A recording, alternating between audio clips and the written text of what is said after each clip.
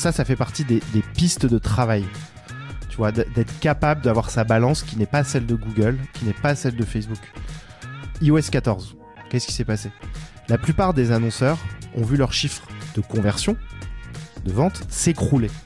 C'est quoi qui s'est écroulé ? C'est leur conversion ou ce sont les chiffres qui étaient remontés dans la plateforme ? Alors, il y a beaucoup d'e-commerçants qui ont pris très très cher parce qu'en fait, Instagram ou Facebook était pratiquement leur seul canal sur lequel ils avaient de la visibilité. Mais il y a beaucoup d'acteurs, en fait, ils se sont rendus compte que ça changeait pas forcément grand-chose.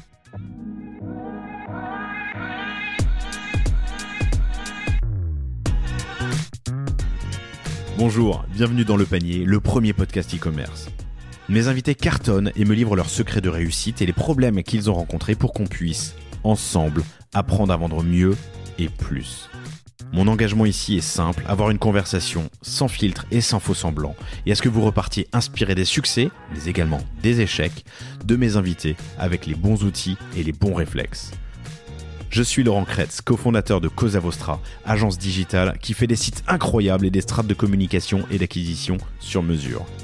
On travaille pour des grands groupes comme pour des startups, en France comme à l'international, que ce soit pour lancer un site, refondre un e-commerce, développer un SaaS sur mesure, poser une strate de contenu ou repenser un business model. Contactez-moi sur lepanier@cosavostra.com ou LinkedIn et je me ferai un plaisir de vous répondre. Bonne écoute!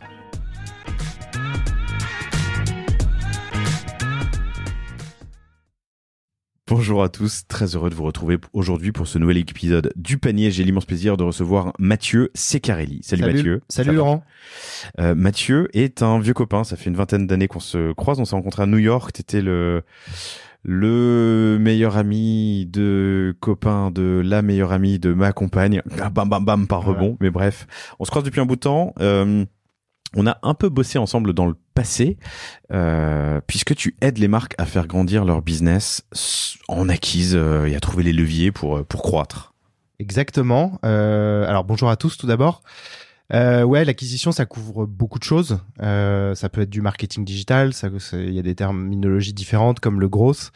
Donc ça fait un peu plus de 7 ans que je suis à mon compte. Et t'as accompagné des boîtes comme Sendinblue, Conto, Encore Store, Cityscoot, Bankin. Ouais, le Cab, DS Automobile. Enfin, j'ai fait pas mal de missions. Là, depuis, c'est marrant. Il y a quelques temps, j'ai calculé. Là, ça fait 7 ans, j'ai travaillé avec près de 80 marques. Voilà, donc je m'épanouis pas mal dans le conseil parce qu'en fait, tu vois pas mal de choses. T'as des réflexions qui sont assez variées. C'est cool de voir des business différents. C'est une des raisons pour lesquelles je voulais me mettre à mon compte. En fait, j'avais du mal à travailler pour un seul sujet par semaine. Bah là, ce qui est cool, c'est que j'en ai 5-6 par semaine, donc ça me plaît. Ce que j'aime avec toi, c'est que tu as toujours un avis un peu tranché sur certains sujets, et ça va être l'un des enjeux de cet épisode. On va parler de plein de sujets, je vous fais la liste dans une seconde. Mais ce que vous êtes nombreux aussi à m'avoir dit, c'est que c'est très sympa de faire intervenir des acteurs de l'e-commerce, les TikTok, les Amazon, les Instagram, bref, des acteurs de l'e-com. C'est intéressant aussi, et c'est ce que vous m'avez demandé, de faire intervenir des experts détachés et du coup sans intérêt. Et c'est ce qu'on va faire aujourd'hui. Alors on va parler en gros de l'avenir du métier de traffic manager, qui a eu différents noms d'ailleurs. Marketing à la perf, gros hacker, gross maker. Et c'est un métier que tu connais bien, donc on va commencer par dresser un peu l'histoire du sujet. On va parler de tes constats, on va parler du recrutement, des prix dans cet univers qui sont hyper variables. On va parler des types de fondateurs et de leurs dépenses, parce que tu bosses avec des structures déjà installées, qui ont leurs équipes ou qui externalisent tout. Tu bosses aussi avec des entrepreneurs fondateurs. L'approche est parfois un peu différente. La dépense qu'ils font est aussi un peu différente.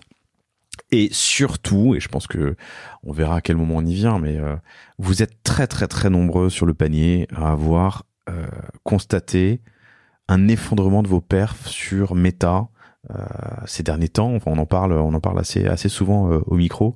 Et ben, t'as un avis sur le sujet, et cet avis-là nous ouvrira plein de portes. On va parler d'IA, on va parler d'automatisation, de délégation, d'incarnation. On va parler de construire son produit pour l'acquisition versus adapter l'acquisition à son produit. Bref, les sujets seront nombreux, je pense. Ça te va ? Exactement.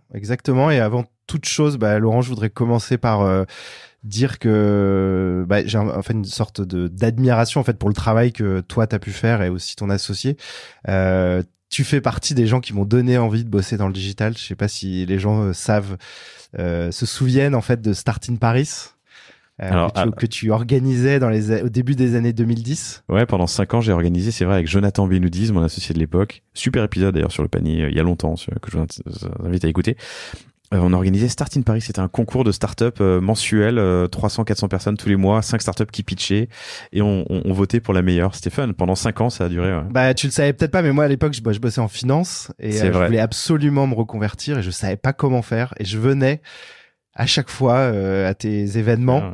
On a beaucoup discuté aussi digital. Tu m'avais mis en relation avec Alice de The Family très tôt. Donc je te remercie pour ce pied que tu m'as permis de mettre dans le digital, et je trouve que voilà, dans la façon de faire, le travail qui est fait sur les podcasts et même votre agence, je suis reconnaissant et admiratif de l'investissement humain que vous mettez. Merci, j'espère que cet épisode vous a plu. Moi je m'arrête là. On est parti. Dresse-moi un peu le tableau. Donc, du marketing à la perf, au gros hacker, où on est, d'où on vient, où on va. Ouais, c'est une bonne réflexion. Alors, il se dit beaucoup de choses. Il y a beaucoup d'infos qui circulent si vous regardez LinkedIn. Malheureusement, il y a aussi beaucoup de mauvaises informations.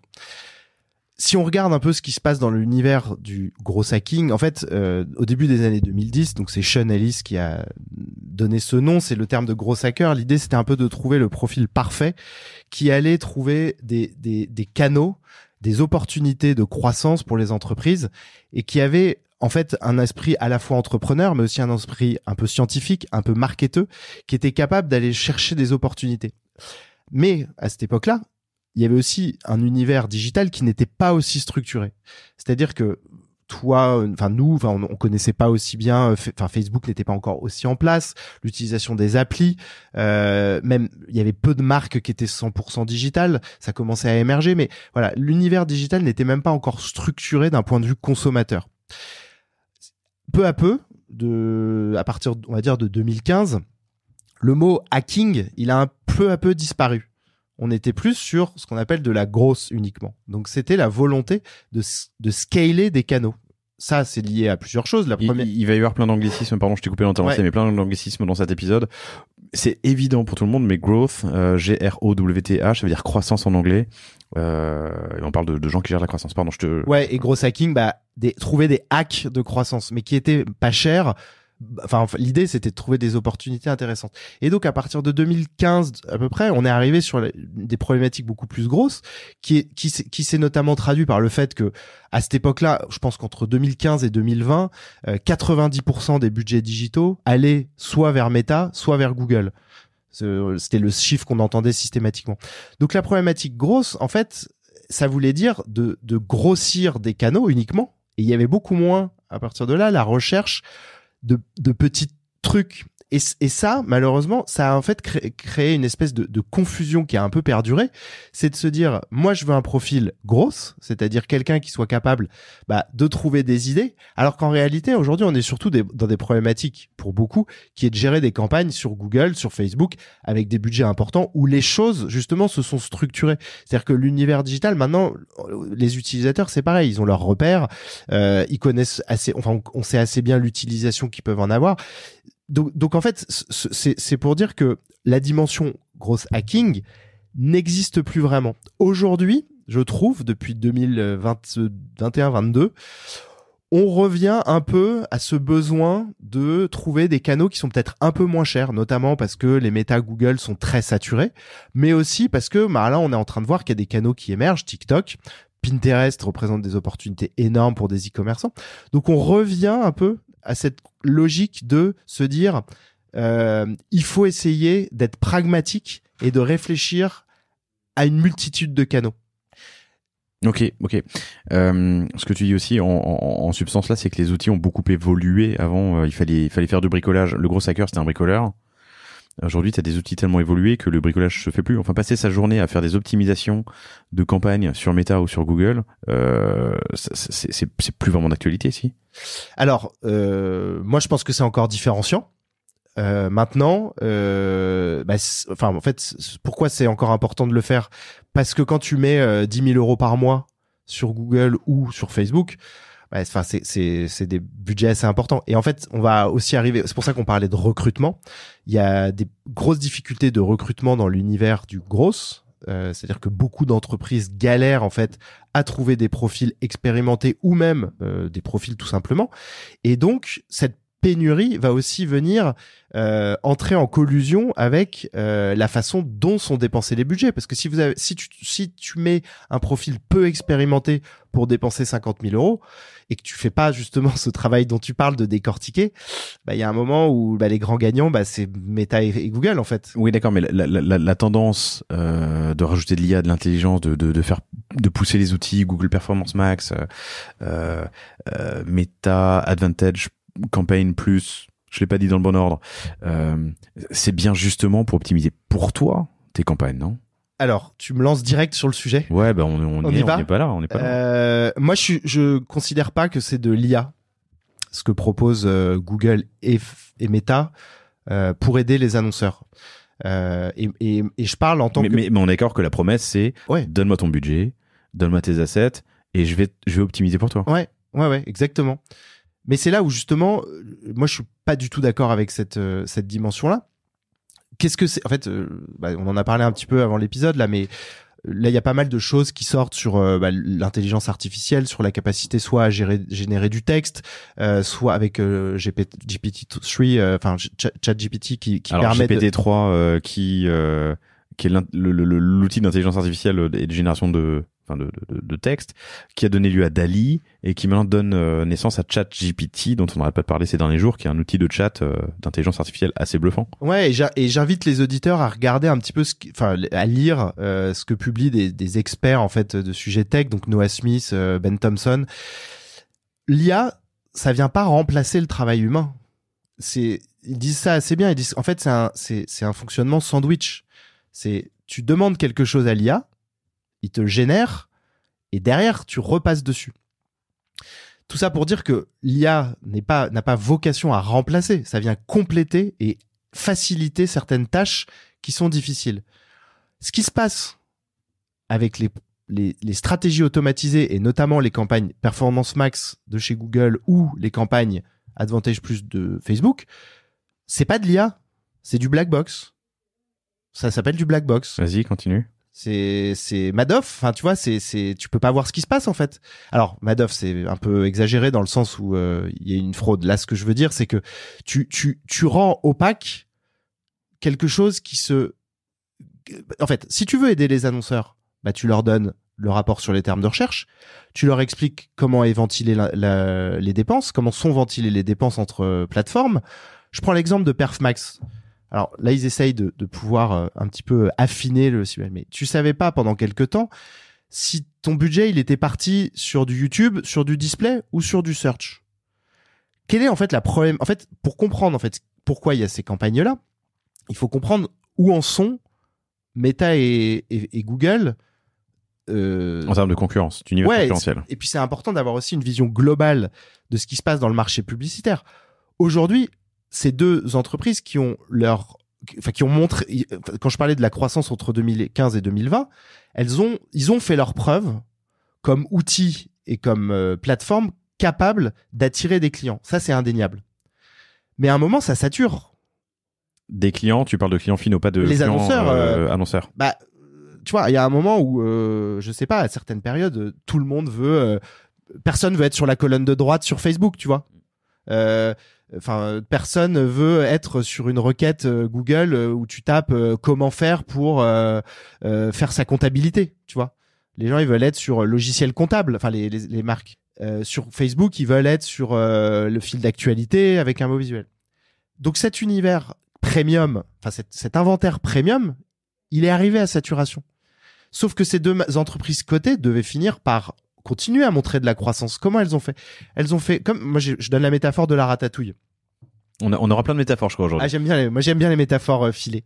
La ratatouille, c'est quoi? C'est que au début, t'achètes un plat avec une bonne tomate, des bonnes tomates, un peu d'oignons, des aubergines. Voilà, tous les produits sont de qualité. Et puis peu à peu, le temps passe, puis il y a de plus en plus d'oignons en fait, parce que l'oignon ça coûte moins cher, et tu te retrouves en fait avec, à la fin, et je trouve qu'on y arrive progressivement, tu n'achètes plus une ratatouille comme tu l'achetais au début, tu achètes un produit qui a malheureusement beaucoup le goût d'oignon, et sur Performance Max ou sur Advantage Plus, bah c'est surtout, là je regardais pour un annonceur il y a pas très longtemps, mais les placements automatiques sur Meta, sur Advantage Plus, bah ok, oui je laisse Facebook choisir, mais peut-être qu'aussi je vais me retrouver sur des choses qu'ils arrivent pas à écouler quand on était sur du ciblage précis.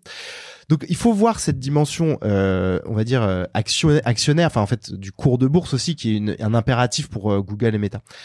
Là en 2022, en plus un univers concurrentiel qui les met à mal. Alors c'est justement là pourrait potentiellement un jour les mettre à mal. Et c'est justement là, on arrive à ce qui s'est passé là depuis 2022 avec des chiffres.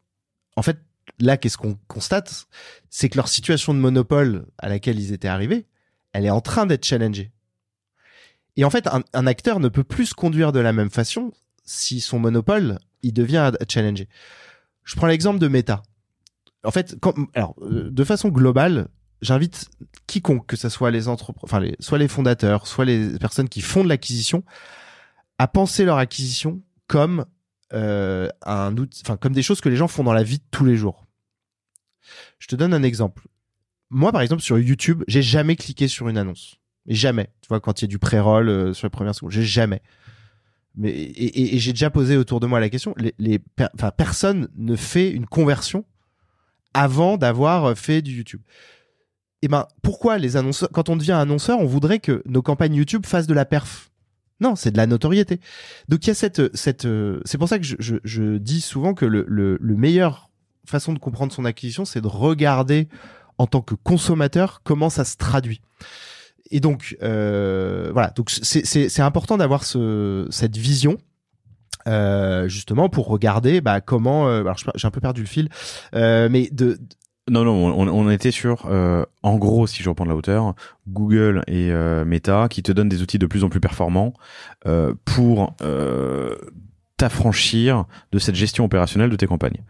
Et tu me réponds en gros que Google Perf Plus ou les outils de Meta sont des black box qui au final apportent pas forcément de réponse à cela. Mais ça impacte aussi du coup le métier, l'univers et les acteurs de la perf. Exactement, et notamment la conviction, alors je reviens, ça y est, j'ai un peu repris le fil, on parle beaucoup de walled garden, jardin clos, ouais. Et c'est de se dire que face à des monopoles, t'as rien d'autre à faire que de te taire en fait. Si Google veut faire du perf max, ok, super, tu vas faire quoi? Tu vas aller sur Bing, tu vas attirer 4% de clics par mois? C'est incline-toi devant Google. Google enlève les cookies tiers, tu vas faire quoi? Personne, on suit Google. Et là, ce qui est intéressant depuis cette année, c'est que, là, cette année, c'est Meta qui prend extrêmement cher, mais qui prend cher, en fait. Alors voilà, pourquoi je parlais de regarder ce qui se passe autour de soi. Est-ce que tu as encore des potes qui utilisent Facebook? Est-ce que tu utilises Facebook? Bon, non. Tu vois, on a à peu près. Alors, Facebook.com. Facebook, pas Facebook, ouais. Non. Tu vois? Donc, pourquoi il y aurait, on a 40 ans, on va dire, on est en mid-market, tu vois, en milieu mid-range, tu vois, et en fait, pourquoi ça serait différent quand on fait des pubs? Tu vois, pareil, il y a un journaliste qui disait il avait entendu deux jeunes à New York dans le métro qui allaient une soirée, il parlait d'Instagram, et t'en as un des deux qui dit mais je sais même pas si j'ai encore Instagram installé sur mon portable, tu vois. Donc en fait, tu te retrouves dans cette problématique qui est de se dire mais ok, c'est ringard en fait. Alors ça veut pas dire qu'il y aura plus personne demain, mais c'est fini, ils ont perdu le game en fait. T'as beau utiliser tous les jours leurs outils, ils ont perdu le game de l'attention. Donc tout ça pour dire que si jamais cette position de monopole qui leur permettait d'imposer des choses et de fonctionner en mode walled garden, comme on dit, moi je pense qu'il est vraiment remis en cause depuis cette année. Et je pense qu'en 2023, ça va être Google qui va, sur le moteur de recherche, prendre aussi sa part de concurrence, avec notamment l'idée qui circule de plus en plus, c'est que Google n'est plus un outil. Le moteur de recherche ne permet plus autant d'avoir de l'information pertinente. Pourquoi? Soit tu as des pubs, soit tu vas avoir de l'affiliation très souvent dans le référencement naturel. Donc j'invite, alors si vous voulez, on pourra le poster, mais j'ai écouté la semaine dernière un épisode de Freakonomics, donc c'est un podcast américain assez bien foutu, et ils interviewent en fait, et ils expliquent comment en fait Google devient moins bon en fait, avec une super comparaison avec un mec qui a fait une étude sur les plombiers dans les yellow pages, enfin dans les pages jaunes, tous les plombiers qui avaient des noms qui commençaient par AAAAA pour être dans les premières pages. Ouais. Et en fait, il y a un mec qui a fait, bon, t'imagines, il a fait une étude comparative pour évaluer la qualité entre tous ceux qui s'appelaient AAA versus le niveau des plombiers moyens. En fait, il constatait que fatalement, on arrive à une dégradation de la qualité sur ceux qui cherchent un peu la publicité. Donc c'est comment en fait Google. L'épisode est intéressant de Freakonomics là parce que ça montre comment en poursuivant un objectif qui était justement celui dont voulait surtout pas, enfin vers lequel ne voulaient surtout pas aller les fondateurs de Google, en fait ils y vont vraiment mais non-stop. Donc c'est marrant parce que hier j'ai reçu Célia Pasco, je veux pas dire de bêtises, qui est la fondatrice de la Barbapapa, barbapapa.fr, super aventure d'une jeune femme d'une quarantaine d'années qui a fait une reconversion, qui s'est lancée dans la Barbapapa en événementiel B2B, mais qui fait aussi du B2C. Bref, le point suivant, elle me disait qu'elle se développe principalement grâce à de l'e-lead qu'elle est très très bonne en SEO, enfin pas mauvaise parce qu'elle a commencé et qu'elle s'y met depuis longtemps. Et sur Barbapapa, elle est effectivement genre le deuxième, je crois, résultat dans Google. Mais ce deuxième résultat, il est en bas de page. C'est incroyable. Tu as shopping, les questions, my business, de l'image, du machin, et bim, les résultats de recherche, quoi. En fait, enfin, le temps de Google en tant que moteur de recherche, moi, je pense qu'il est compté, et pas seulement parce que c'est pas pour dire qu'on va plus l'utiliser. C'est que c'est devenu des boîtes, là, on le voit, qui sont devenues très bureaucratiques. Et du coup, il y a très peu d'innovation qui fait que, alors, enfin, ça reste des outils. C'est dur. Non mais là, moi, je pense que le truc, c'est qu'aujourd'hui, aujourd'hui, il y a comme une grande tendance, c'est d'aller chercher directement sur YouTube, sur TikTok. Alors YouTube, c'est Google, hein, je sais, mais ou sur TikTok, sur des mots clés, enfin d'aller faire ta recherche ailleurs que sur Google, quoi. Les jeunes utilisent TikTok comme Amazon. moteur de recherche. Ouais. En e-commerce, maintenant, aux US, je crois que les gens vont sur Amazon. En direct. En fait, malheureusement, voilà, je suis d'accord, je suis un peu rapide, mais je pense que... Non, mais dire que l'innovation est morte chez Google, enfin, tu vois, t'en étais pas loin.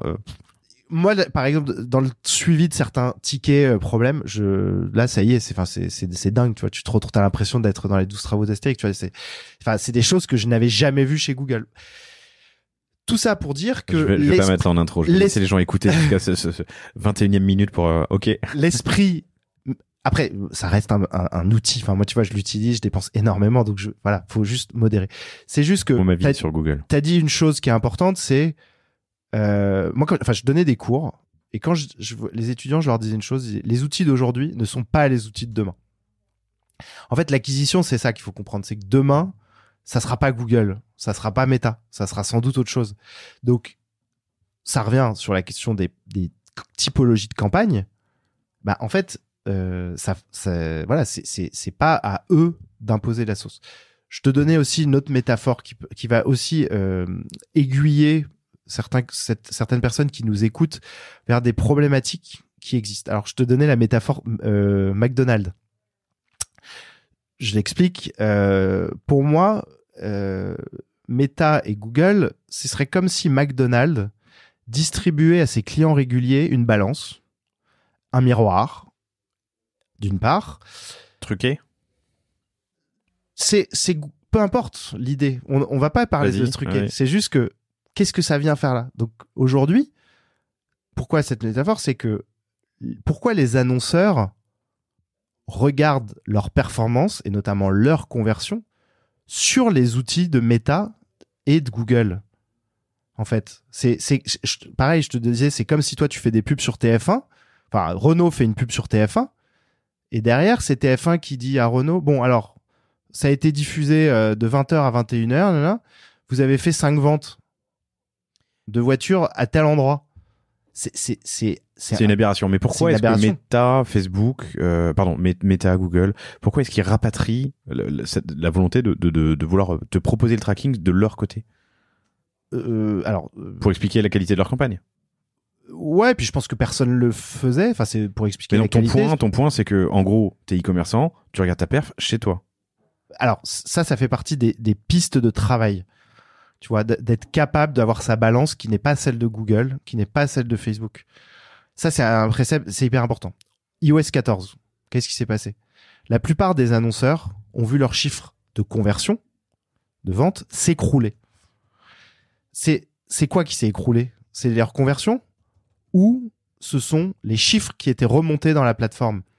Il y en a beaucoup pour lesquels... Alors, il y a beaucoup d'e-commerçants qui ont pris très très cher parce qu'en fait, Instagram ou Facebook était pratiquement leur seul canal, leur seul canal sur lequel ils avaient de la visibilité avec un budget raisonnable. Tu vois, ils n'allaient pas faire de la pub télé. Enfin, tu vois, c'était leur moyen de se rendre visible. Donc eux, il y a beaucoup d'e-commerçants qui ont été impactés. Mais il y a beaucoup d'acteurs qui ont juste...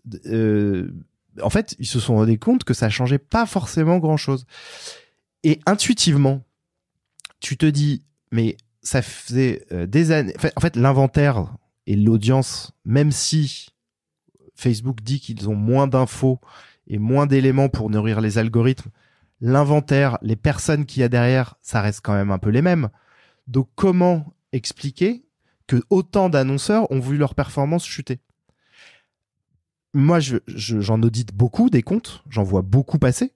Un truc que je vois tout le temps, c'est que des annonceurs travaillent sur leurs audiences captives. Les audiences captives, c'est des audiences soit qui ont déjà visité un site, soit des personnes qui ont déjà qui sont assez proches de la marque. Donc elles ont pu déjà interagir avec des posts, avec la page et tout.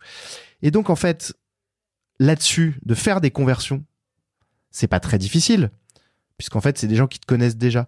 Donc les marques voient des conversions sur cette audience-là, sur laquelle c'est pas très difficile. Et notamment sur le remarketing. Sauf qu'avec iOS 14, Facebook ne savait plus qui avait visité les sites. Donc forcément, de pouvoir mettre une petite... Parce que, pourquoi en e-commerce, les gens n'achètent jamais tout de suite. Ils viennent une première fois sur le site, ils mettent 3-4 jours, ils reviennent et ils finissent par faire leur conversion. Qu'est-ce qui se passait beaucoup de fois? Première fois, la personne visite, elle vient prendre de l'info. Quand le tracking était parfait, les Facebook avaient l'info. Ah tiens, lui, il est chaud, il est intéressé, il est venu. Entre-temps, vu que tout le monde utilise Facebook, Instagram, je vais lui mettre une petite pub. Derrière, il revient 3 jours après, conversion. Facebook dit c'est grâce à moi. Mais non, c'est pas du tout grâce à Facebook en fait. C'est grâce au travail de notoriété. Donc, beaucoup de marques ont financé Facebook au prix de leur propre notoriété et de leur propre travail organique ou leur viralité. Et ça, quand les chiffres de iOS 14, avec iOS 14, les chiffres ont baissé, il y en a beaucoup qui ont vu une baisse sur leur plateforme, mais il y en a aussi beaucoup mais par contre, ils n'ont pas forcément vu une baisse dans leur chiffre au global, en fait. Donc voilà, c'est juste pour expliquer. Alors ça, c'était le premier point sur la métaphore avec Coca-Cola et avec McDonald's. Et la deuxième, c'est comme si aussi McDonald's avait tout un réseau. Alors ça, c'est plus Google. Avait tout un réseau, travaillait avec des nutritionnistes et leur disait un petit peu tout ce qu'il faut dire. Tu vois, des généralistes, des nutritionnistes. Genre, mais non, faut pas dire que que McDo ça fait grossir. En fait, aujourd'hui, Google travaille nourrit tout un écosystème d'agences, de partenaires. Ok, ouais. J'invite les personnes qui écoutent. Ouais. Si vous regardez un post sur LinkedIn de quelqu'un qui parle de Performance Max et qu'il le propose et qu'il le valorise, regardez pour qui il travaille et regardez si son agence est Google Partners. Sachant que quand on est Google Partners, on a quelques obligations. Moi, j'ai fait un post il y a pas très longtemps sur LinkedIn où je dis je ne suis pas Google Partners en noir, truc bien différenciant. Pourquoi je mets ça? En fait, le but c'est pas de venir montrer ma différence, mais c'est juste de souligner. Moi, quand j'ai vu un jour, j'ai regardé ce que ça impliquait. J'ai reçu la documentation, le contrat. Et en fait, c'est limite si Google t'es un pantin en fait. T'es quasiment un VRP de Google en fait. Voilà. Donc, je pense que c'est important de comprendre ce qui se passe dans cet écosystème de la publicité, de la pub digitale, pour comprendre pourquoi en fait ces outils d'IA sont poussés. Je suis en train de faire le test. Hein. J'ai pris un truc au hasard. Je continuerai mon test après. Ok. Bon, hyper intéressant. C'est quoi l'apprentissage là du coup pour le e-commerçant qui nous écoute? Alors, tu as parlé de structuration des campagnes. Moi, parce que c'est compliqué. En fait, on a toujours. Excuse-moi, je t'ai interrompu, mais je prolonge ma question. On a toujours. Enfin, il y a quand même pas mal de gens qui se disent, l'acquisition c'est simple, tu vois. Tu mets ton budget 50 ou 500 ou 5000 euros par jour sur Meta ou sur Google. Tu laisses tourner, t'optimises. C'est facile. C'est facile. C'est facile. En fait, de 0 à, si on met une échelle de 1 à 10, passer de 0 à 5 avec l'automatisation, je suis plutôt d'accord. Tu prends de l'automatisation, tu mets le truc en place, tu vas arriver à 0 à 5. Mais en fait, à quel prix, en fait? Quand je te disais, tu vois pas les inventaires et en fait, tu vas payer des inventaires chers qui sont pourris. Quand je dis pourris, c'est qu'ils ne font pas forcément de conversion. Tu vas les payer aussi trop élevés. Donc, ok, ça peut te permettre de passer de 0 à 5, mais à quel prix? Et après, il y a beaucoup d'annonceurs qui se demandent comment passer de 5 à 10. Et c'est là où, justement, je pense que c'est davantage de travail. On parlait d'isoler les campagnes et les audiences de remarketing, enfin les audiences captives. Quand tu fais du Advantage Plus sur Meta, sur Facebook, tu peux, en fait, tu sais plus, en fait. Tes audiences, elles sont toutes mélangées. Quand tu fais du Broad sur Google, tu sais plus, puisque en fait, voilà, c'est en faisant cette espèce de grosse ratatouille que toi, tu peux plus, en tant que annonceur ou même traffic manager, enfin personne qui gère les comptes, tu peux plus savoir ce qui est fait. Donc, en fait, cette facilité, elle est à quel prix? Et sur la durée, est-ce que ça va pas aussi t'impacter négativement? Si je devais donner un learning, c'est donc de se réapproprier les chiffres, donc de ne pas compter sur la balance dont je parlais. 2, de ne pas écouter tout ce qui peut être dit par des acteurs qui sont eux-mêmes des sortes de VRP de Google. Et ensuite, c'est aussi de mettre d'accepter aussi alors là, on voulait parler du recrutement. C'est aussi de mettre du budget ailleurs que sur les campagnes, en fait. Parce que bien gérer des campagnes, ça reste important, en fait. Et c'est là, en fait, c'est que les annonces... Alors, ça veut dire quoi, le mettre ailleurs? Le mettre où? Le truc classique, c'est... moi, je dépense... un acteur va dire, je dépense 5000 euros par mois sur Meta ou sur Google. Par contre, je veux pas payer plus que 500 euros de prestataire. Mais en fait, pourquoi? Si c'est 5000 euros par mois sur un an, t'en gaspilles 40%, et en fait, la partie gaspillée est de plus en plus grosse. Pourquoi, en fait? Parce que 5000, tu vois, ça fait 60 000 euros. Si t'en as gaspillé 34 000 euros, enfin, tu vois ce que je veux dire? Donc là-dessus, c'est peut-être de mettre de l'expertise sur la façon dont est dépensé, et de comprendre. Et aussi, alors, je parle aussi on a parlé ensemble d'analyser les données. C'est aussi un gros fléau. C'est une difficulté, en fait, de passer du temps d'analyse. L'analyse est un peu le parent pauvre du marketing. Alors, ça fait partie des galères en acquise et des conseils que tu peux donner de passer du temps sur l'analyse. Mais je reviens juste sur le recrutement et je rembobine encore plus jusqu'à l'histoire et l'histoire du gros et de la perf. Aujourd'hui, c'est galère de recruter pour nous les agences, pour les clients. Et puis surtout, le métier, disons, a connu une grosse croissance de notoriété. Je pense que tout le monde s'est improvisé gros hacker du jour au lendemain. La qualité est pas toujours là. C'est compliqué. T'as un avis sur la question, des conseils et en gros, ça a un coût en plus. Pardon. Ça a un coût. C'est que si c'est difficile pour les marques, déjà, ça va être difficile aussi pour les agents. Enfin, il y a pas de miracle, en fait. Tu vois, la problématique de recrutement, elle est valable pour tout le monde. Non, l'avis que j'ai, c'est que enfin, tu vois, il y a une pénurie, en fait, de profils. Mais genre les clients sont aussi un peu responsables de cela. À la fois parce que ils veulent pas forcément payer certains prestataires ce qu'il faut, mais par contre Google et Facebook c'est bon, ça il y a pas de problème pour les arroser. Et aussi parce que c'est pas forcément tu vois, il y a une croyance qui est de se dire je vais trouver le mouton à 5 pattes. Donc moi j'en vois plein qui se disent ouais non mais là je cherche un profil junior en grosse, il va arriver nanana. Mais en fait le mec il va pas avoir de vision stratégique. Il va te faire des petites actions, il va pas te créer des choses différenciantes. Et du coup, en fait, ça n'empêche pas que le mec soit peut-être très motivé, soit peut-être très bon, mais malheureusement, c'est là où tu dis l'acquisition, c'est super important, c'est aussi important que le produit en fait quand on est un e-commerçant. Donc voilà, c'est pour dire que la problématique recrutement, en gros mon avis, c'est de se dire que c'est une galère et il faut pas croire qu'on peut facilement la contourner cette galère en payant moins cher, en trouvant une sorte de mouton à 5 pattes comme ça là. Faut pas faire du gros sur le recrutement de grosses. Non. Tout simplement. J'étais assez halluciné, j'en discutais avec un copain l'année dernière, il y a des mecs qui sortent d'école qui te demandent des 700-800K au jour en TJ, en taux jour, pardon, et d'autres avec beaucoup plus d'expérience qui en ont de moins. Il y a aussi des mecs très très chers, pas très bons. Enfin, c'est la jungle. Bah, sachant qu'en plus, j'ai parlé d'historique. Il y a une conviction aussi de se dire je vais prendre ce profil-là parce que ça va me permettre de trouver des canaux pas chers, qui est la vision dont je parlais avant 2015-2016. C'est ça.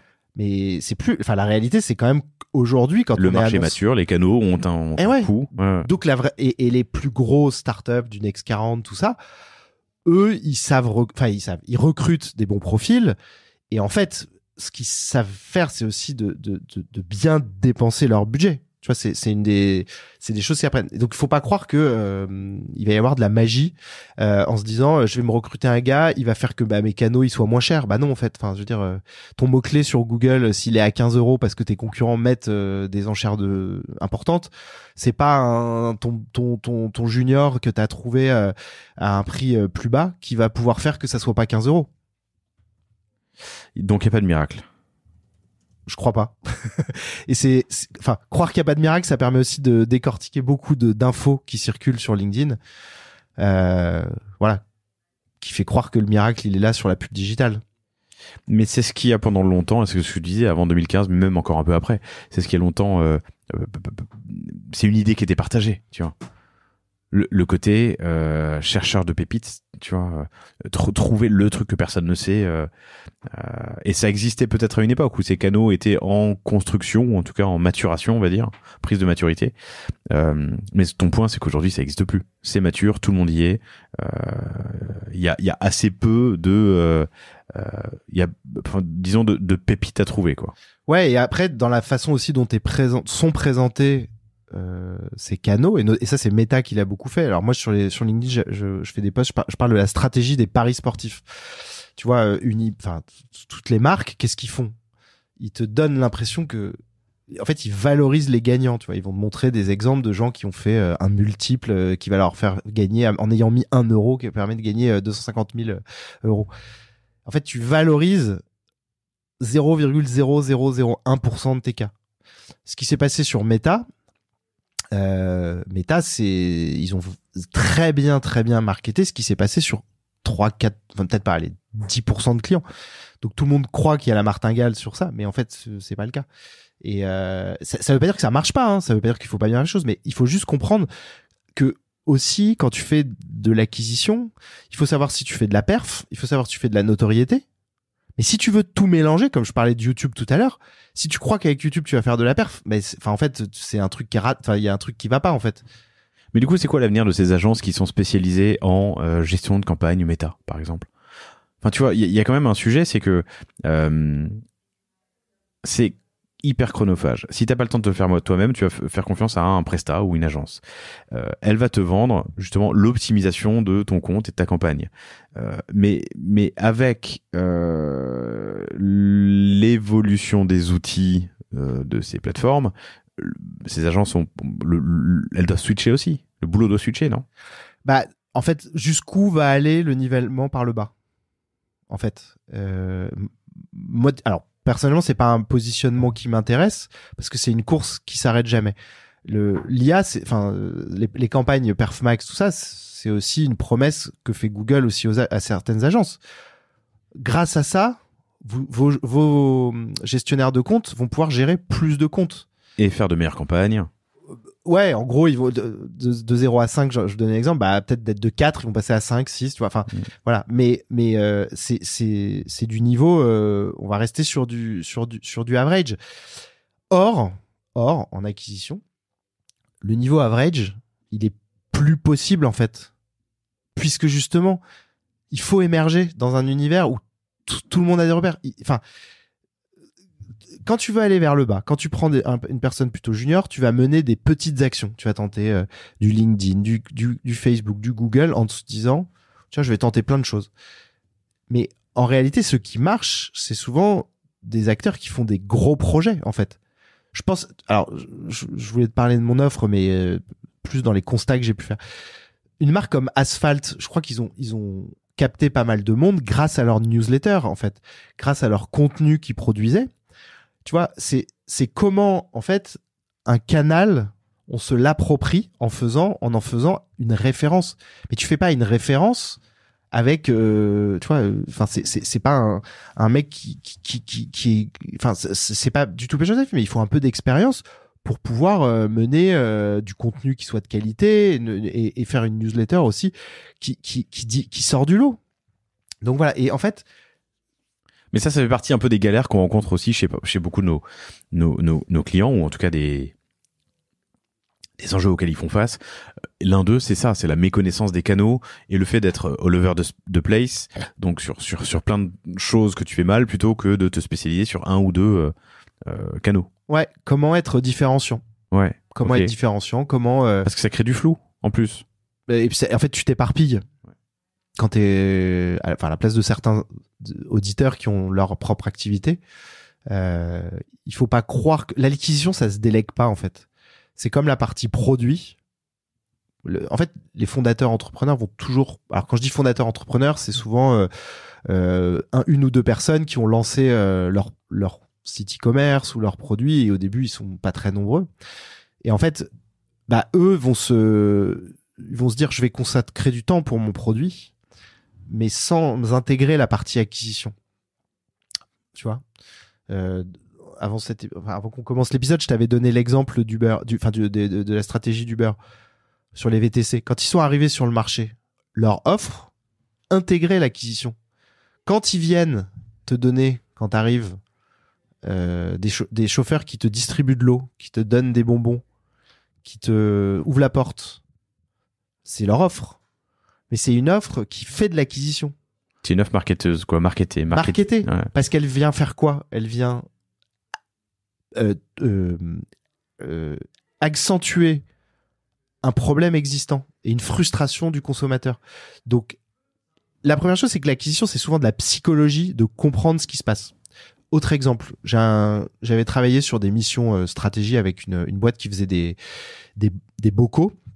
Et en fait, dans leur discours, ils disaient, enfin des bocaux en vrac, en livraison. Et en fait, dans leur discours, ils parlaient des avantages. Et en fait, ils me disaient, il y a le zéro déchet, on est rapide et on est pratique. Et en fait, t'es là, tu dis, mais rapide et pratique, quand tu dois booker une livraison, en fait, tu vois, tu dois réserver un créneau pour te faire livrer les bocaux. Je suis pas sûr que tu sois rapide et pratique quand l'alternative, c'est d'aller au supermarché en bas de chez soi. Donc oui, tu peux te positionner sur le zéro déchet, mais ça fera pas tilt comme la notion de rapidité et de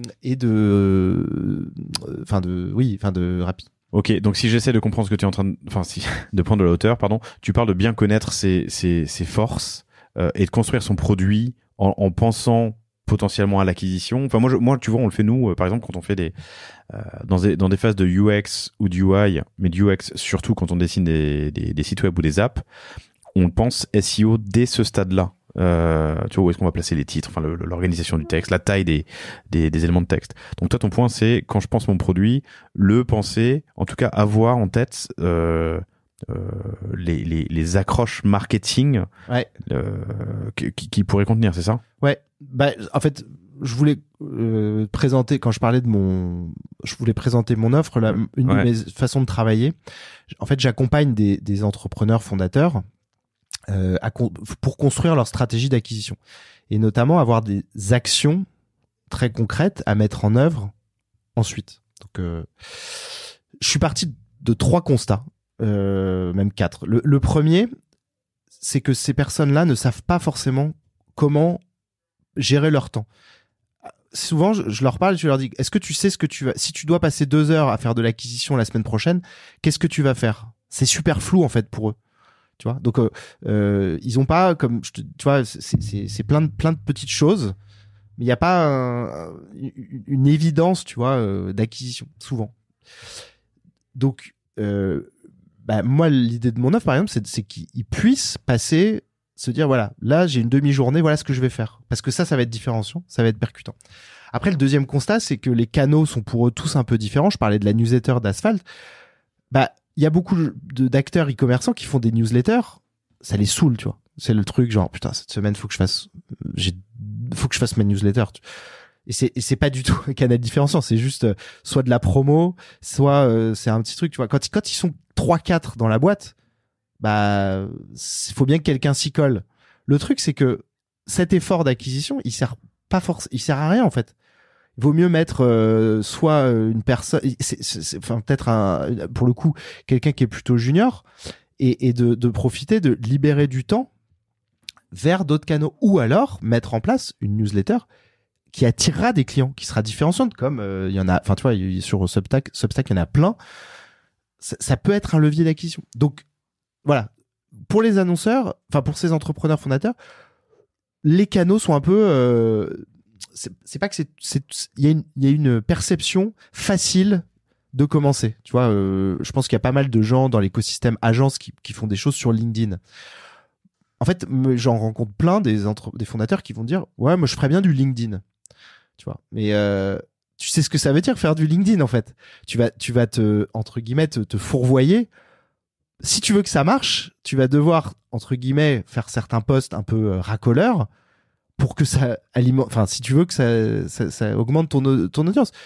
Tu le sais ça ou pas, tu vois, et quand t'en parles, tu dis ah ouais mais en fait poster tous les jours, ouais non ça va peut-être me gaver et tout, tu vois.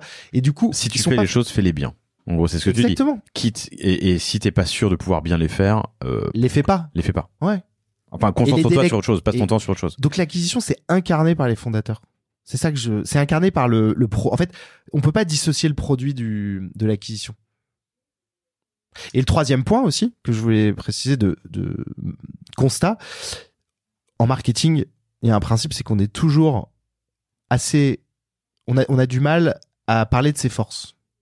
En fait, ce sur quoi on est bon, on en est rarement conscient.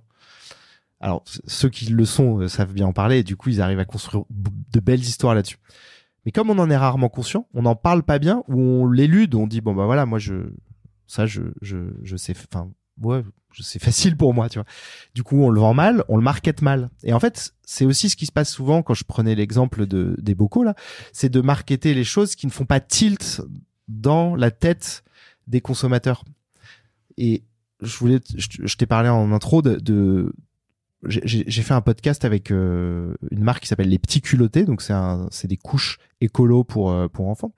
Et en fait, en préparant l'épisode, j'ai été assez fasciné. J'avais regardé une interview BFM que faisait un des fondateurs, et j'avais été fasciné par ils avaient cité 4 mots pour parler de leurs produits. Et moi, comme je suis en tant que parent, tu vois, le truc fait tilt. Ils avaient dit, je me souviens, ce sont des couches écolo. Enfin, pardon, c'est des couches qui font du bien pour la peau des enfants. Ok, toi t'es parent, ça fait tac, ça fait tilt. Mais en même temps, elles sont absorbantes, parce que ceux qui ont essayé les couches un peu trop écolo, souvent ça merde, enfin ça voilà, c'est le cas de le dire, tu vois. Ouais. Donc ça débat. Après ils te disent ça coûte 22 centimes. Donc toi tu dis bah ouais en fait la couche, donc c'est les prix normaux. Et après ils disent c'est fabriqué en France. Mais en fait le discours il est limpide, c'est straight to the point. Bam bam, je donne les arguments qui vont faire tilt dans la tête de mon consommateur. Et ça, pour beaucoup d'entrepreneurs fondateurs, c'est pas du tout limpide. Donc voilà, donc c'est une forme d'accompagnement. Ok, mais ça c'est très très très amont, mais c'est un très très bon conseil et un apprentissage. C'est bien penser. Il y a souvent c'est dommage parce que du coup à l'oral je peux pas vous le montrer, vous le partager. Mais il y a un truc qui traîne depuis 10 ans sur internet que j'adore, même peut-être 15 ans, c'est une image et qui dit en fait que l'acquisition, en gros sur cette image t'as Mario qu'est-ce qu'il mange? Il mange un champignon pour grandir? Dans le jeu ou ouais, dans le jeu. Ouais, il mange des champignons, ouais. Il mange un champignon et d'un coup il devient Super Mario, c'est ça, hein. Et Et en fait, ce petit message, ce petit mime dit tu vends pas le champignon, mais tu vends l'état dans lequel Mario est après avoir mangé le champignon. Donc c'est bien ça. Pensez pas en feature, mais en bénéfice client. Ouais. Mais ça, c'est très très très amont dans ta réflexion. Mais ça s'inscrit du coup dans ta réflexion produit quand tu dois penser l'acquisition. Donc c'est ce que tu dis. Ouais, et que c'est imbriqué dans le produit. Tu vas pas juste vendre ton produit. Alors voilà, il se dit beaucoup de choses marketingment parlant. Je pense que là, on se concentre sur l'acquisition et notamment la partie aussi performance. Donc, enfin oui, ce que tu dis, c'est évident. Enfin, c'est même les plus grosses réussites marketing partent de ça en fait.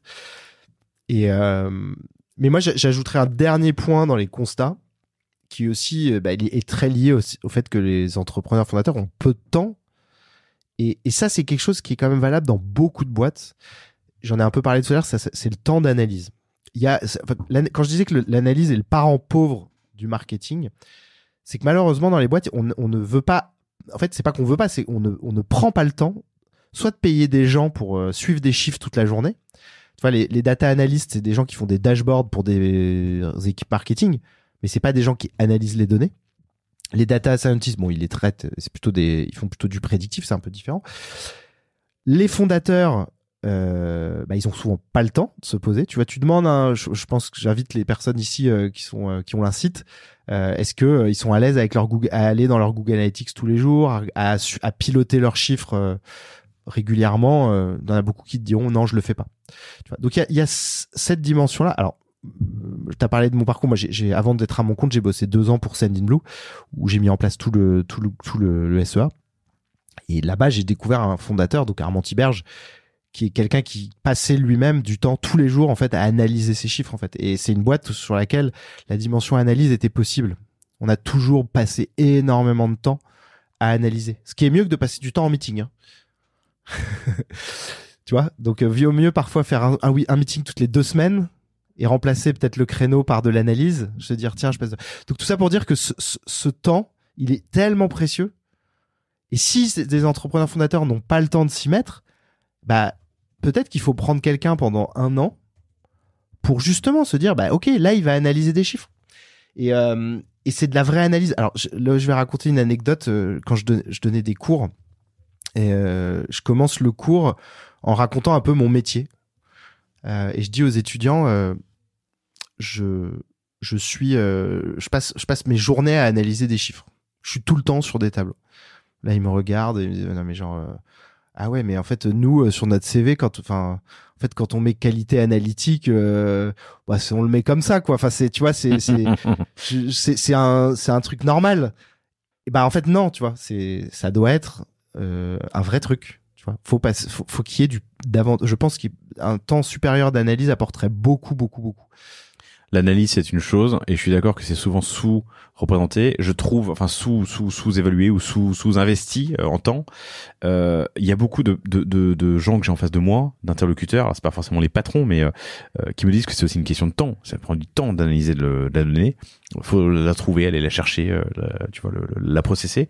Mais je trouve qu'il y a aussi un autre enjeu, c'est que et moi je suis dans ce dernier cas. J'adore la data. Je passe pas ma vie, mais je passe du temps dans de la donnée, dans des tableaux, dans de l'Excel, enfin du Google Spreadsheet. C'est la mise en application ensuite de tes apprentissages. Et tu vois, qui peut aussi prendre du temps.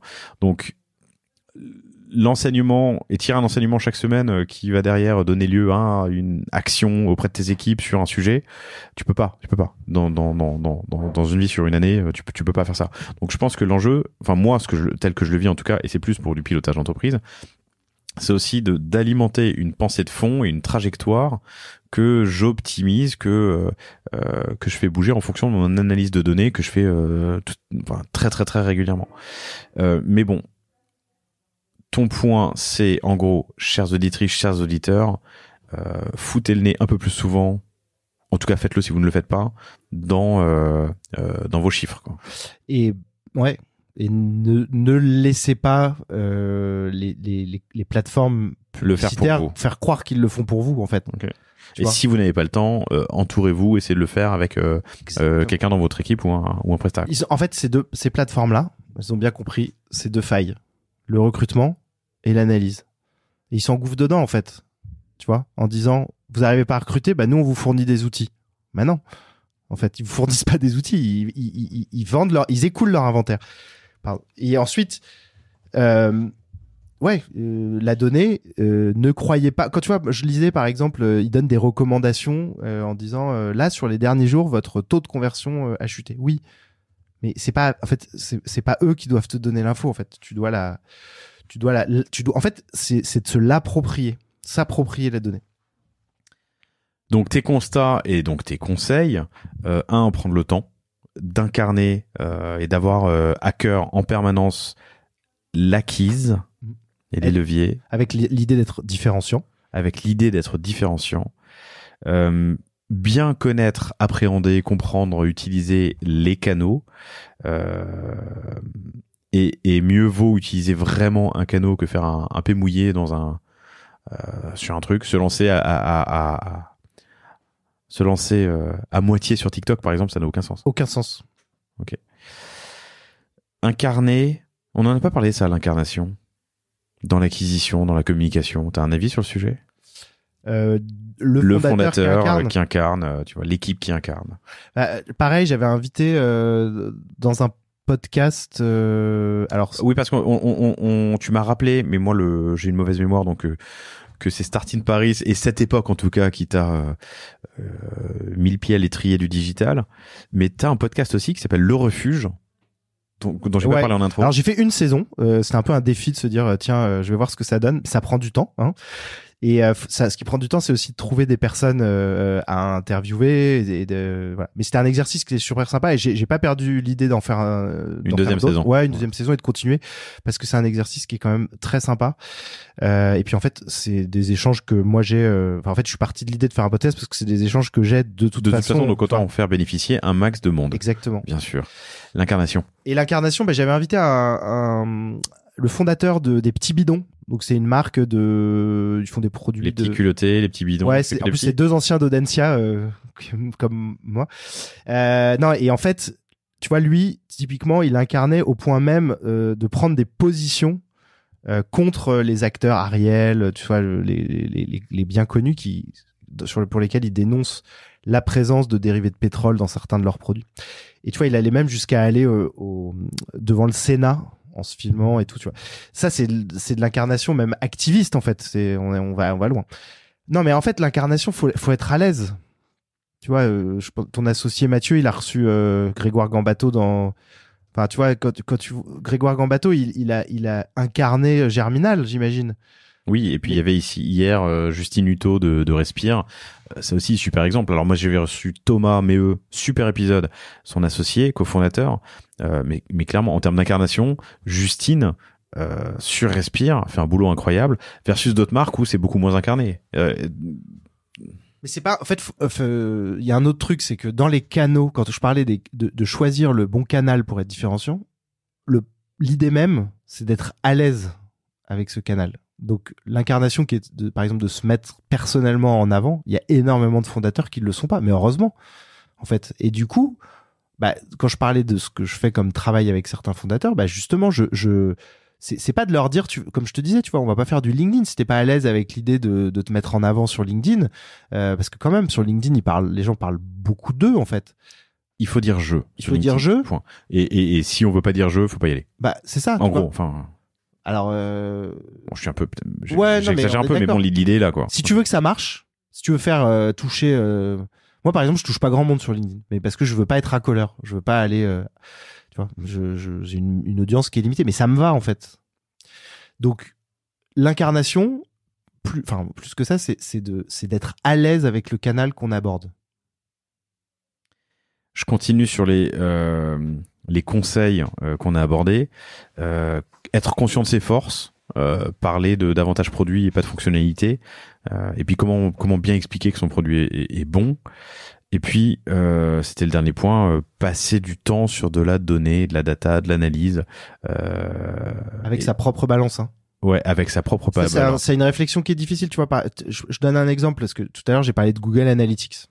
Bon, c'est typiquement, tu vois, je suis assez critique sur les positions de Google, enfin sur ce que fait Google et Meta, mais en même temps je parle d'un outil d'analyse qui est de Google. moi, quand je fais des campagnes Facebook, Meta pour des clients, je vais utiliser Google Analytics pour vérifier la performance. Pourquoi ? Déjà parce que c'est pas les mêmes maisons, donc ça me permet d'avoir quelque chose d'assez clean. Donc tu vois, typiquement quand je parlais tu peux pas si Facebook te dit t'as eu 50 conversions, mais que dans Google Analytics en provenance de Facebook t'envoies 0, tu vois, faut se poser un peu des bonnes questions, tu vois. Donc je pense qu'on va. Alors, quel est l'avenir ? Attends, tu sépares aussi les maisons quand tu fais du Google ? Alors, en termes d'analytique ? Non. T'as pas trop le choix, là. Ça peut durer longtemps, là. Ouais. Non, sur Google, c'est le tracking c'est le tracking en base. C'est-à-dire, tu vois, quand t'as un lead, tu dois être capable d'où il vient.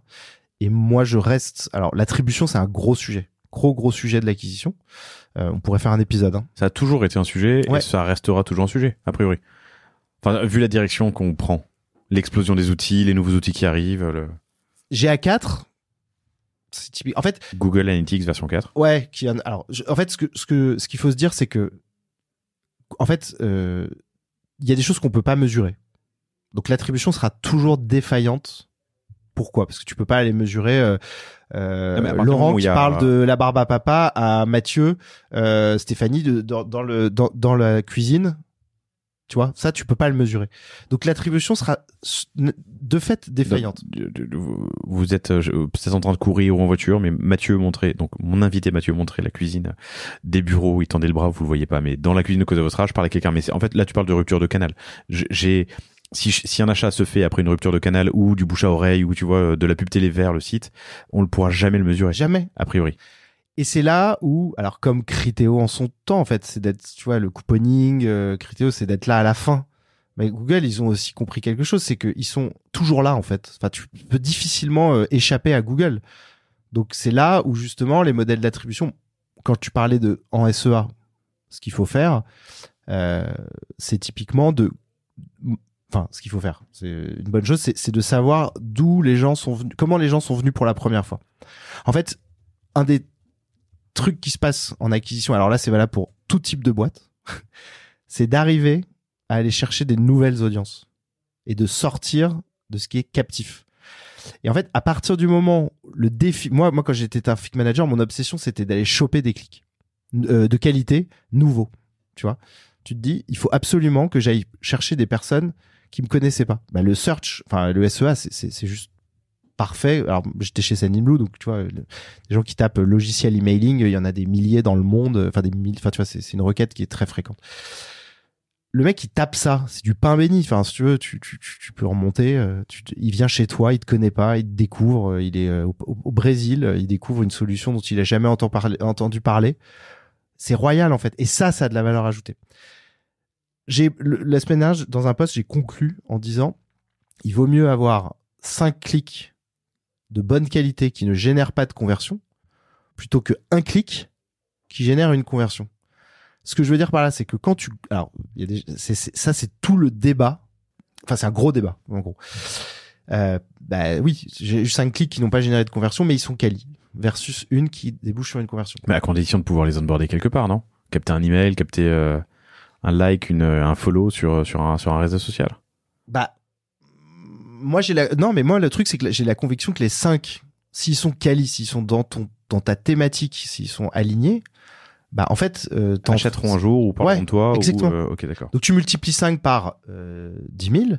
Voilà. Et à l'inverse, l'autre qui a converti, peut-être que c'est quelqu'un, le clic que tu as eu qui a converti, c'était peut-être quelqu'un qui te connaissait déjà, tu vois. Et alors, on n'a pas parlé de la problématique des campagnes marques dans le Performance Max, qui est un gros sujet sur Google.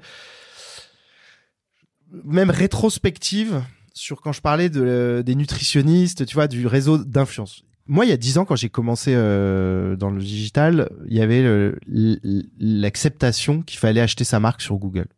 Et en fait, on disait, il y a des études qui ont été faites, il y a des agences qui les poussent et tout. En fait, acheter sa marque, c'est quand t'achètes, je suis Cosa Vostra, j'achète Cosa Vostra sur Google, et quand quelqu'un tape Cosa Vostra, il y aura 2 liens. Le premier, il est sponsor, c'est Cosa Vostra. Le deuxième, il est naturel parce que j'ai bien fait mon SEO, qui est Cosa Vostra. Exactement. Okay. Il y a 10 ans, Google disait, il y a eu plein d'études qui ont été faites, il faut acheter sa marque parce que c'est complémentaire du SEO. Alors à l'époque, moi j'étais un peu novice et du coup ouais ok, il faut acheter sa marque. Bon, de toute façon, je le fais encore, hein, c'est pas pour dire que je le fais pas. Mais maintenant, quand tu reprends le truc, tu te dis mais en fait, d'où vient l'étude chiffre 100% Google, du SEO versus du SEA. Bon bah déjà, enfin tu vois le biais. Voilà. Le SEO, j'ai essayé d'évaluer à peu près ce que ça représentait la marque dans les chiffres d'affaires de Google. C'est à peu près, je pense, 15 milliards par an. Mais non. 15 milliards par an, le SEA, ça en fait 150. Ça veut dire que de la marque, ça a une valeur ajoutée en acquisition. Mais moi, mais minime, en fait. Quelqu'un qui tape ta marque, il te connaît déjà. Alors, pourquoi aujourd'hui... tu le fais pour pas que le concurrent se mette devant toi et tu le fais parce que ton SEO est mauvais. Mais t'en perdras à peine 5%. Donc, t'imagines, t'es Chanel... Je sais pas si vous savez Chanel comme client. T'imagines, tu lâches peut-être 10 millions par an. J'ai pas Chanel comme client. Bah, j'imagine qu'ils doivent lâcher des 10 millions sur leur marque, mais 10 millions, t'en recrutes des gens, en fait. Tu vois? Donc, je dis pas qu'il faut couper sa marque, c'est pas du tout l'objet du débat, mais il faut, peut-être, ne pas prendre pour argent comptant ce que peut te dire ces marques-là. Mais voilà, c'est pourquoi. Et donc c'est un très bon exemple. Hein. Je me mets en fenêtre anonyme là. Chanel, c'est exactement ça. Premier lien sponsor, deuxième lien SEO. Ouais, mais qui a dit qu'il fallait avoir les deux? Bah Google en fait. Super. c'est une info. McDonald's qui t'a dit qu'il faut manger des burgers, tu vois. C'est la même chose.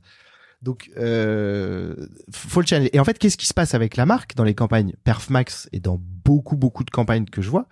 C'est des conversions qui se produisent sur la marque que l'annonceur ne voit pas. Tu vois, Google dit Perfmax a fait 10 conversions, mais tu sais pas s'il y a eu 9 conversions sur la marque. Super, tu vois. Et tu peux pas l'exclure aussi facilement que sur les campagnes d'avant. Donc, moi, je pense que la théorie du wall garden, elle va être là, à partir de maintenant et 2023, elle va être de plus en plus difficile parce qu'ils sont un peu secoués, malgré leur statut encore de monopole, mais je pense qu'ils vont être un peu secoués. Et je crois que c'est quand même aux annonceurs de pas se dire que c'est malheureusement des alliés. Je pense que ça l'a été de 2010 à 2017. Malheureusement, Meta, je pense que c'était jamais vraiment été un allié, mais Google a fait du super travail de transparence jusqu'à 2017. Là, ça fait 4-5 ans. Moi, c'est pas un allié en fait des entreprises. C'est plus un allié. Voilà. C'est ton avis. C'est mon avis. Donc, je me protège. Mathieu, c'était cool. Comment est-ce qu'on te contacte? Écoute, si des entrepreneurs fondateurs veulent faire des sessions, moi je fais 2 heures de sessions bimensuelles avec des fondateurs. Donc c'est sur peut-être 3-4 mois pour justement les aider à louer leur temps correctement en acquisition, prendre conscience de leurs forces sur leurs produits, peut-être analyser des données, choisir les bons canaux qui seront différenciants. Donc ça c'est une première possibilité de travail. La deuxième, je gère des campagnes en direct. Et après la troisième, c'est justement d'accompagner de façon régulière des équipes peut-être un peu plus juniors ou même de gérer les budgets qui sont délégués à des agences de façon régulière pour permettre aux entreprises et même un e-commerçant qui dépense 5 000 €, de passer ce temps, c'est précieux. Comment on me contacte? Sur LinkedIn ou sur mon site mathieusecarelli.com. Mathieu avec un seul T, Secarelli, C-E-2-C-A-R-E-2-L-I. Mathieu Secarelli sur LinkedIn ou mathieusecarelli.com. Merci Laurent. Merci à toi, c'était cool. On est parti dans tous les sens, mais on a évoqué plein de sujets. Je trouvais ça vraiment intéressant. J'espère que cet épisode, chères auditrices et chers auditeurs, vous a plu. Mathieu Secarelli sur LinkedIn et Laurent Kretz sur LinkedIn, si vous avez un avis à me donner. Merci Mathieu, à bientôt. Au revoir à tous. Merci d'avoir écouté cet épisode du panier jusqu'au bout, j'espère qu'il vous a plu. Si c'est le cas, abonnez-vous pour ne rater aucun épisode, parlez-en autour de vous et surtout laissez-moi une note et un commentaire 5 étoiles sur Apple Podcast. N'hésitez pas non plus à le partager à chacun de vos amis dans le business, chaque nouvel auditeur est une victoire. Si vous avez besoin de lancer ou refondre votre site internet, de créer un Shopify ou un WooCommerce, de performer avec une stratégie de contenu efficace, n'hésitez pas à me contacter à l'adresse lepanier@cosavostra.com. On se fera un plaisir de vous répondre. Et enfin, et surtout, inscrivez-vous à la newsletter du panier sur lepanier.io. À bientôt pour un prochain épisode.